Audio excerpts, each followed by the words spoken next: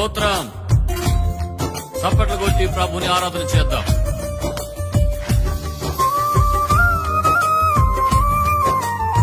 ప్రభువా, నీ కృప తలంచగా, నీ మేళ్లు యోచించగా, నా గళమాగదయ్యా నిన్ను స్తుతించగా. నిన్ను కీర్తించకుండా ఉండలేనయ్యా అని ఆరాధన చేద్దాం.